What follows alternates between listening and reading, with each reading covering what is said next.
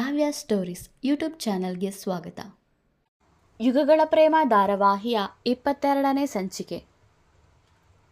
ಭದ್ರೇಗೌಡ ಅಘೋರಾಕ್ಷನ ಬಳಿ ವಿಶ್ವಾಸ್ ಎತ್ತಿಕೊಂಡು ಬಂದ ಹುಡುಗಿಯನ್ನು ಕಾರಿನಲ್ಲಿ ತಂದ.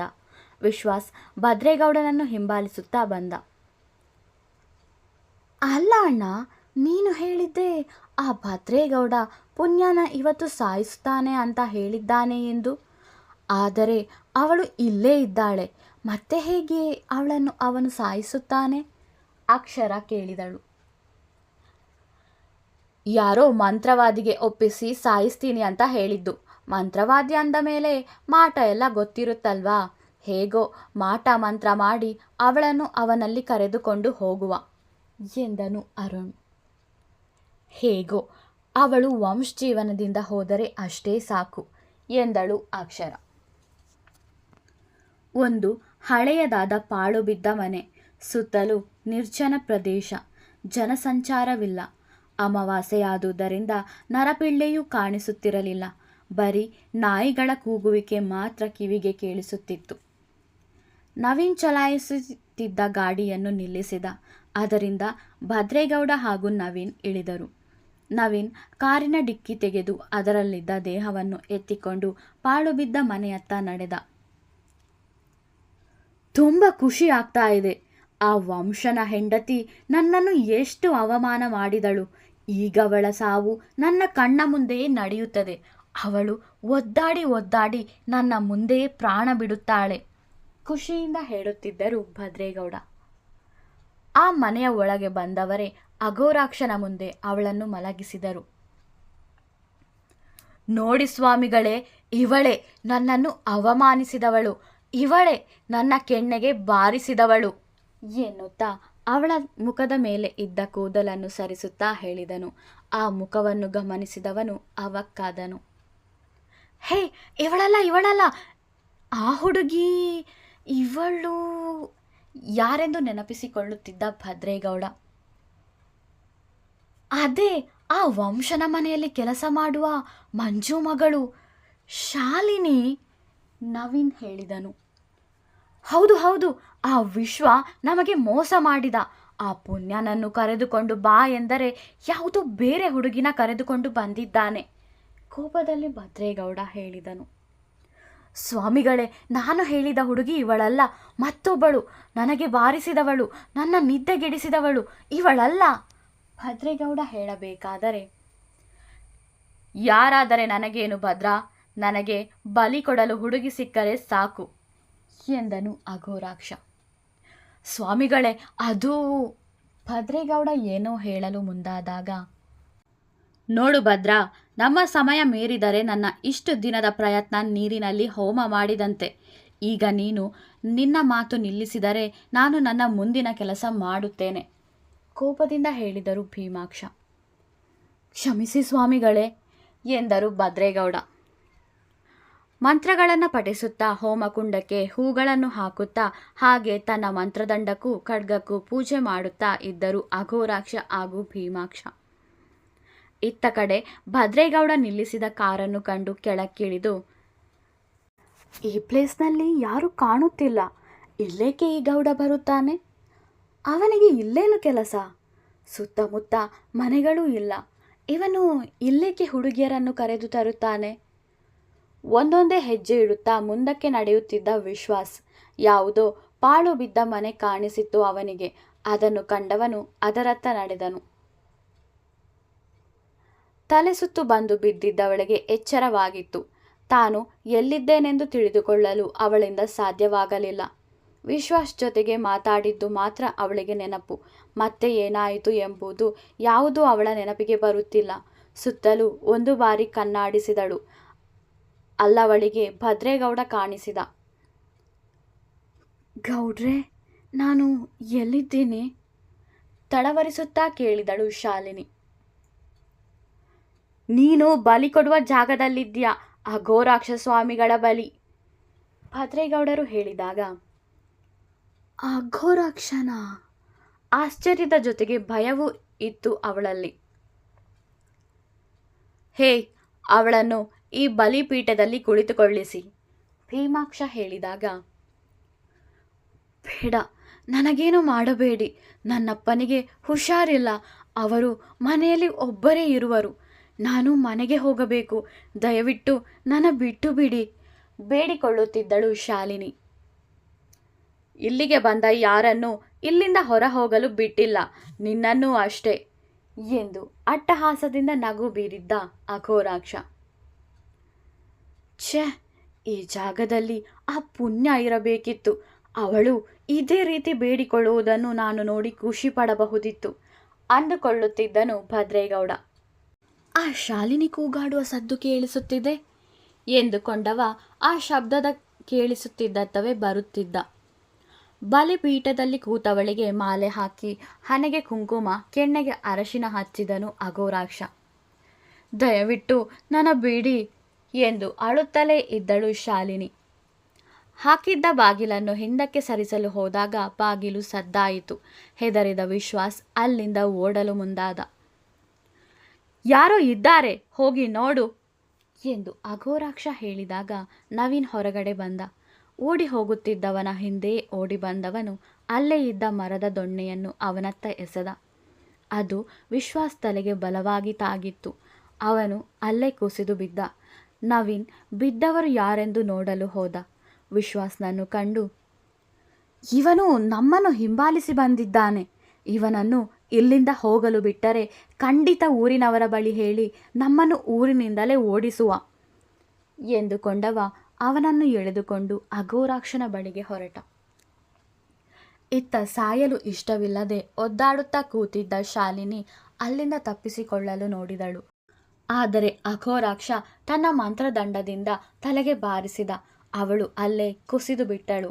ಅವಳನ್ನು ಬಲಿಪೀಠದಲ್ಲಿ ಇರಿಸಿ ಅವಳ ಕುತ್ತಿಗೆಯನ್ನು ಖಡ್ಗದಿಂದ ಇರಿದ. ಅವಳ ಕುತ್ತಿಗೆ ಭಾಗ ಸೀಳಿ ರಕ್ತ ಹೋಮಕುಂಡಕ್ಕೆ ಬಿದ್ದಿತು. ಅಘೋರಾಕ್ಷನ ಪೂಜೆ ಸಮಾಪ್ತಿಯಾಯಿತು. ಇಂದಿನ ಬಲಿ ಮುಕ್ತಾಯವಾಯಿತು. ಇನ್ನು ಮುಂಬರುವ ಅಮಾವಾಸ್ಯೆಯಂದು ಬಲಿಗಳು ಸಮಾಪ್ತಿಯಾಗಿ ಮಹಾಪೂಜೆ ನಡೆಯುತ್ತದೆ. ಆ ಪೂಜೆಯಲ್ಲಿ ಮತ್ತೊಂದು ಬಲಿ ಪಡೆದು ಇನ್ನೂ ಶಕ್ತಿಶಾಲಿಗಳಾಗುತ್ತೇವೆ. ಇಡೀ ಪ್ರಪಂಚದಲ್ಲಿ ನಾವೇ ಶಕ್ತಿಶಾಲಿಗಳಾಗುತ್ತೇವೆ. ನಮ್ಮ ಆಜ್ಞೆಯಂತೆ ಎಲ್ಲವೂ ನಡೆಯುತ್ತದೆ. ನಮಗೆ ಬೇಕಾದ ಹಾಗೆ ಬೇಕಾದ ರೀತಿಯಲ್ಲಿ ಬದುಕಬಹುದು ಎನ್ನುತ್ತಾ ಅಟ್ಟಹಾಸದ ನಗೆ ಬೀರಿದ್ದನು ಭೀಮಾಕ್ಷ. ನವೀನ್ ವಿಶ್ವಾಸ್ನನ್ನು ಎಳೆದುಕೊಂಡು ಬಂದ. ಹೇ, ಯಾರೋ ಇದು? ಭದ್ರೇಗೌಡ ಕೇಳಿದನು. ಅಪ್ಪ, ಆ ವಿಶ್ವಾಸ್ ನಮ್ಮನ್ನು ಹಿಂಬಾಲಿಸುತ್ತಾ ಇಲ್ಲಿಗೆ ಬಂದಿದ್ದ. ನಾನು ನೋಡಿ ಇವನಿಗೆ ದೊಣ್ಣೆಯಲ್ಲಿ ಹೊಡೆದೆ. ಪ್ರಜ್ಞೆ ತಪ್ಪಿದ್ದಾನೆ ಎಂದನು ನವೀನ್. ಏನು, ಅವನು ಇಲ್ಲಿಗೆ ಬಂದಿದ್ದಾನಾ? ನಮ್ಮನ್ನು ಸ್ವಾಮಿಗಳನ್ನು ನೋಡಿರಬಹುದು. ಇವನೇನಾದರೂ ಹೊರ ಹೋಗಿ ಸ್ವಾಮಿಗಳಿಗೆ ಸಹಾಯ ಮಾಡುತ್ತಿರುವುದು ನಾವೇ ಎಂದು ಹೇಳಿದರೆ ಮುಗಿಯಿತು ನಮ್ಮ ಕತೆ. ಊರಿನವರೆಲ್ಲ ನಮ್ಮನ್ನು ಕೊಂದೇ ಬಿಡುತ್ತಾರೆ. ಇವನಿಗೆ ಯಾವುದೂ ತಿಳಿಯಬಾರದು ಎಂದು ನಾನು ಅಂದುಕೊಂಡಿದ್ದೆ ಎಂದು ಆತಂಕದಿಂದ ಭದ್ರೇಗೌಡ ಹೇಳಿದಾಗ, ಅವನೀಗ ನನ್ನ ಜಾಗದಲ್ಲಿದ್ದಾನೆ. ಇಲ್ಲಿಗೆ ಒಮ್ಮೆ ಬಂದರೆ ಮತ್ತೆ ಇಲ್ಲಿಂದ ಹೋಗೋದು ಅಸಾಧ್ಯ ಅಘೋರಾಕ್ಷ ಹೇಳಿದರು. ಅವನನ್ನೊಮ್ಮೆ ಇತ್ತ ತಿರುಗಿಸು ಕೂತಲ್ಲಿಂದಲೇ ಹೇಳಿದ್ದರು ಭೀಮಾಕ್ಷ.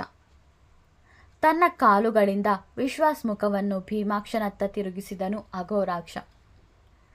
ಅವನ ಮುಖ ನೋಡಿದವನು ಅವನ ಬಳಿಗೆ ಓಡಿ ಬಂದು, ಭಾರ್ಗವ ಎಂದು ಕರೆದನು. ಅಯ್ಯೋ ಸ್ವಾಮಿಗಳೇ, ಇವನು ಭಾರ್ಗವ ಅಲ್ಲ, ವಿಶ್ವಾಸ್ ಎಂದರು ಭದ್ರೇಗೌಡರು. ನಿನಗವನು ವಿಶ್ವಾಸ್ ಇರಬಹುದು, ಆದರೆ ನನಗಿವನು ಭಾರ್ಗವನೇ, ನನ್ನ ಮಗ ಭಾರ್ಗವನೇ ಎಂದರು ಭೀಮಾಕ್ಷ. ಹೋದ ಜನ್ಮದಲ್ಲಿ ವಿಶ್ವಾಸ್ನ ಹೆಸರು ಭಾರ್ಗವ, ಭೀಮಾಕ್ಷನ ಮಗ. ನೀವು ಏನು ಹೇಳುತ್ತಿದ್ದೀರೋ ನನಗೆ ಅರ್ಥವಾಗುತ್ತಿಲ್ಲ ಭದ್ರೇಗೌಡ ಹೇಳಿದಾಗ, ನಿಮಗದು ಅರ್ಥವಾಗುವುದು ಬೇಡ. ನೀವು ಇಲ್ಲಿಂದ ಹೊರಡಿ. ಈ ಹೆಣ್ಣಿನ ದೇಹವನ್ನು ಎಲ್ಲಾದರೂ ಎಸೆದು ಬಿಡಿ ಎಂದನು ಭೀಮಾಕ್ಷ. ಭದ್ರೇಗೌಡ ಹಾಗೂ ನವೀನ್ ಬೇಸರದ ಮುಖ ಹೊತ್ತು ಶಾಲಿನಿಯ ದೇಹದೊಂದಿಗೆ ಅಲ್ಲಿಂದ ಹೋದರು. ಪುಣ್ಯ ಇವತ್ತು ಸಾಯ್ತಾಳೆ ಎಂದು ತುಂಬ ಖುಷಿಯಾಗಿದ್ದವರು ಅವಳು ಸಾಯದ್ದಕ್ಕೆ ಬೇಜಾರು ಮಾಡಿಕೊಂಡಿದ್ದರು. ಮರುಜನ್ಮ, ನನ್ನ ಮಗ ಮರುಜನ್ಮ ಪಡೆದು ಮತ್ತೆ ಬಂದಿದ್ದಾನೆ. ಎಷ್ಟು ವರ್ಷಗಳಾಗಿತ್ತು ನನ್ನ ಮಗನನ್ನು ಕಾಣದೆ. ಭೀಮಾಕ್ಷ ವಿಶ್ವಾಸ್ನ ಮುಖ ಸವರುತ್ತಾ ಹೇಳಿದ. ಇವರಿಗೆ ಮರುಜನ್ಮ ಆಗಿದೆ ಎಂದಾದರೆ ಅವರಿಬ್ಬರಿಗೂ ಮರುಜನ್ಮ ಆಗಿರಲೇಬೇಕು. ಆದಷ್ಟು ಬೇಗ ಅವರು ನಮಗೆ ಸಿಗುತ್ತಾರೆ. ನಮ್ಮ ಆಸೆ ಕನಸು ಆದಷ್ಟು ಬೇಗ ಸಂಪೂರ್ಣವಾಗುತ್ತದೆ ಎಂದು ಅಟ್ಟಹಾಸದಿಂದ ನಕ್ಕನು ಅಘೋರಾಕ್ಷ. ಅವನೊಂದಿಗೆ ಭೀಮಾಕ್ಷ ಕೂಡ. ಮುಂದೆ ಏನು ಮಾಡೋದು? ಇವನಿಗೆ ಏನೂ ನೆನಪಿರಲು ಸಾಧ್ಯವಿಲ್ಲ, ಅಘೋರಾಕ್ಷ ಹೇಳಿದಾಗ, ನೆನಪಿಸೋಣ, ಹಿಂದೆ ನಡೆದದ್ದನ್ನೆಲ್ಲವನ್ನೂ ನೆನಪಿಸೋಣ ಎಂದರು ಭೀಮಾಕ್ಷ. ಅವನ ಹಣೆಗೆ ಕುಂಕುಮವನ್ನು ಇಟ್ಟರು. ಯಾವುದೋ ಮಾಯೆಯೊಳಗೆ ಸಿಕ್ಕಂತೆ ತನ್ನಷ್ಟಕ್ಕೆ ಎದ್ದು ಸೀದಾ ತನ್ನ ಮನೆಯತ್ತ ಹೊರಟ ವಿಶ್ವಾಸ್. ಮುಂಜಾನೆಯ ಸೂರ್ಯನ ಕಿರಣಗಳು ಭೂಮಿಯನ್ನು ಸ್ಪರ್ಶಿಸಿತ್ತು. ಇಂದು ಯಾರ ಸಾವಿನ ಸುದ್ದಿ ಕೇಳಬೇಕಾಗುತ್ತದೆಯೋ ಎಂದು ನಡುಕದಿಂದಲೇ ಎದ್ದಿದ್ದರು ತ್ರಿಶೂಲಾಪುರದ ಜನರು. ಛೆ, ಇವರಿನ್ನೂ ಕೋಣೆಯ ಬಾಗಿಲು ತೆರೆದೇ ಇಲ್ಲ. ಪುಣ್ಯ ಸತ್ತಿರಬಹುದಾ ಎಂದು ಅವಳ ಕೋಣೆಯ ಬಳಿಯೇ ನಿಂತು ನೋಡುತ್ತಿದ್ದಳು ಅಕ್ಷರ. ಪುಣ್ಯ ಬೆಚ್ಚಗೆ ವಂಶದ ಮೇಲೆ ಮಲಗಿದ್ದಳು. ನಿದ್ದೆಯ ಮಂಪರಿನಲ್ಲಿ ಗತಕಾಲಕ್ಕೆ ಹೋಗಿದ್ದಳು ಪುಣ್ಯ. ಅಸ್ಪಷ್ಟವಾಗಿದ್ದೆಲ್ಲವೂ ಸ್ವಲ್ಪ ಸ್ವಲ್ಪವಾಗಿ ಸ್ಪಷ್ಟವಾಗಿ ಕಾಣಿಸಲು ಪ್ರಾರಂಭವಾಗಿತ್ತು. ಪರಿಚಯವಿಲ್ಲದ ಮುಖಗಳ ಜೊತೆಗೆ ಪರಿಚಯವಿರುವ ಕೆಲವು ಮುಖಗಳು ಕಾಣಿಸುತ್ತಿದ್ದವು. ಸಮಯ ಸುಮಾರು 8 ಗಂಟೆ. ಜೋರಾಗಿ ಬಾಗಿಲು ಬಡಿಯುವ ಸದ್ದಿಗೆ ಎಚ್ಚರಗೊಂಡರು ಇಬ್ಬರು. ಏನಾಯ್ತು ಅತ್ತೆ? ಗಾಬರಿಯಿಂದ ಓಡಿ ಬಂದು ಬಾಗಿಲು ತೆರೆಯುತ್ತಾ ಕೇಳಿದಳು ಪುಣ್ಯ. ಅದು ಪುಣ್ಯ, ಮಂಜು ಮಗಳು ಶಾಲಿನಿ ಅವರು ಹೇಳುತ್ತಿರಬೇಕಾದರೆ, ಹೋ, ಶಾಲಿನಿ ಬಂದಿದ್ದಾಳಾ? ಅಪ್ಪನಿಗೆ ಹುಷಾರಿಲ್ಲ. ಅವರು ಬೇಗ ಹುಷಾರಾಗಲು ಒಂದು ಬಾರಿ ದೇವಸ್ಥಾನಕ್ಕೆ ಹೋಗಿ ದೇವರ ಬಳಿ ಕೇಳಿಕೊಳ್ಳೋಣ ಅಂತ ಹೇಳಿದ್ಲು. ನಾನು ಬೇಗ ಸ್ನಾನ ಮುಗಿಸಿ ಬರುತ್ತೇನೆ. ಅವಳಿಗೆ ತಿಂಡಿ ಕೊಡಿಯತ್ತೆ ಎಂದಳು ಪುಣ್ಯ. ಇಲ್ಲ ಪುಣ್ಯ, ಅದು ಶಾಲಿನಿ ನಮ್ಮನ್ನೆಲ್ಲ ಬಿಟ್ಟು ಹೋದ್ಲು ಅಳುತ್ತಾ ಹೇಳಿದರು ಸುಜಾತ. ಮುದ್ದಾಗಿ ಅಕ್ಕ ಎಂದು ಕರೆಯುತ್ತಿದ್ದಳು. ತುಂಬ ಸಹಾಯವೂ ಮಾಡಿದ್ದಳು. ಅವಳ ಬಗ್ಗೆ ಈ ಮಾತನ್ನು ಕೇಳಿ ಪುಣ್ಯಗೆ ದುಃಖವಾಗಿತ್ತು. ಅಳುತ್ತಲೇ, ಏನಾಯ್ತು ಅವಳಿಗೆ? ನಿನ್ನೆ ಸಿಕ್ಕಿ ಅಪ್ಪನಿಗೆ ಹುಷಾರಿಲ್ಲ, ಆಸ್ಪತ್ರೆಗೆ ಹೋಗುವೆ, ಸ್ವಲ್ಪ ಹಣ ಇದ್ದರೆ ಕೊಡಿ ಎಂದಿದ್ದಳು. ನಾನೇ ಅವಳಿಗೆ ಹಣ ಕೊಟ್ಟು ಹೇಳಿದ್ದೆ, ಆದಷ್ಟು ಬೇಗ ನಮ್ಮ ಊರಿನಲ್ಲೇ ಆಸ್ಪತ್ರೆ ಕಟ್ಟಿಸಿ ಎಲ್ಲರಿಗೂ ಉಚಿತವಾಗಿ ಔಷಧಿ ಸಿಗುವಂತೆ ಮಾಡುವೆ. ದುಡ್ಡಿನ ಬಗ್ಗೆ ಯಾರೂ ಚಿಂತೆ ಮಾಡಬಾರದು ಎಂದು. ಆದರೆ ಈಗ ಬಿಕ್ಕಳಿಸಿ ಅಳುತ್ತಿದ್ದಳು ಪುಣ್ಯ. ಏನಾಯ್ತಂತೆ ಅವಳಿಗೆ? ವಂಶ್ ಕೇಳಿದಾಗ, ಗೊತ್ತಿಲ್ಲ, ಯಾರೋ ಸಾಯಿಸಿ ನದಿ ಬಳೆ ಎಸೆದಿದ್ದಾರಂತೆ ಎಂದರು ಸುಜಾತ. ಸಾಯಿಸಿ ನದಿ ಬಳಿ? ಅವಳನ್ನು ಯಾರು ಸಾಯಿಸುತ್ತಾರೆ? ಆಶ್ಚರ್ಯದಿಂದ ಕೇಳಿದಳು ಪುಣ್ಯ. ಗೊತ್ತಿಲ್ಲಮ್ಮ, ಸುಜಾತ ಹೇಳಿದಾಗ, ವಂಶ್ ಬನ್ನಿ ಹೋಗೋಣ ಎಂದು ಪುಣ್ಯ ವಂಶ್ ಬಳಿ ಹೇಳಿದಾಗ, ಬೇಡ ಪುಣ್ಯ, ನಿನ್ನ ಮಾವ ಹೇಳಿದ್ದಾರೆ ಯಾರೂ ಅಲ್ಲಿಗೆ ಬರುವುದು ಬೇಡ ಎಂದು. ನಿನಗವಳು ಪರಿಚಯ ಅಲ್ವಾ, ಅದಕ್ಕೆ ಹೇಳಿದ್ದು. ನೀನು ಅಲ್ಲಿಗೆ ಹೋಗೋದು ಬೇಡಮ್ಮ ಎಂದರು ಸುಜಾತ. ನಾನು ಅವಳನ್ನು ನೋಡಲೇಬೇಕು. ಪ್ಲೀಸ್ ವಂಶ್, ನನ್ನನ್ನು ಅಲ್ಲಿಗೆ ಕರೆದುಕೊಂಡು ಹೋಗಿ ಪ್ಲೀಸ್, ಪುಣ್ಯ ಅಳುತ್ತಾ ಕೇಳಿಕೊಂಡಳು. ಅಮ್ಮ, ಅಪ್ಪನ ಬಳಿ ನಾನು ಮಾತಾಡುತ್ತೇನೆ. ಪುಣ್ಯ, ನೀವು ಬನ್ನಿ ಎಂದವನು ಮುಖವು ತೊಳೆಯದೆ ಶಾಲಿನಿಯ ದೇಹ ನೋಡಲು ಓಡಿದರು. ನದಿಯ ಬಳಿ ಸತ್ತು ಬಿದ್ದಿದ್ದಳು ಶಾಲಿನಿ. ಕರುಳೆ ಕಿತ್ತು ಬರುವಂತಿತ್ತು ಅವಳ ಸ್ಥಿತಿ. ಊರಿನವರೆಲ್ಲರೂ ಅವಳನ್ನು ನೋಡಿ ಅಳುತ್ತಿದ್ದರು. ಅಲ್ಲಿಗೆ ಓಡೋಡಿ ಬಂದಿದ್ದ ವಂಶ್ ಹಾಗೂ ಪುಣ್ಯ ಅವಳನ್ನು ಕಂಡು ಬಿಕ್ಕಿ ಬಿಕ್ಕಿ ಅಳಲಾರಂಭಿಸಿದ್ದಳು. ಮಂಜುಗೆ ಮೊದಲೇ ಹುಷಾರಿರಲಿಲ್ಲ. ಮಗಳ ವಿಷಯ ತಿಳಿದು ಅವನ ಆರೋಗ್ಯ ಇನ್ನೂ ಹದಗೆಟ್ಟಿತ್ತು. ಮಗಳನ್ನು ನೆನೆಯುತ್ತಾ ಮನೆಯಲ್ಲೇ ಅಳುತ್ತಿದ್ದವನು ಕೊನೆಯುಸಿರೆಳೆದಿದ್ದ. ಮುಂದುವರಿಯುವುದು. ವಿಡಿಯೋ ಇಷ್ಟವಾದರೆ ಲೈಕ್ ಮಾಡಿ, ಕಮೆಂಟ್ ಮಾಡಿ. ನನ್ನ ಚಾನಲ್ಗೆ ಹೊಸಬರಾದರೆ ಸಬ್ಸ್ಕ್ರೈಬ್ ಮಾಡಲು ಮರೆಯಬೇಡಿ. ಧನ್ಯವಾದಗಳು.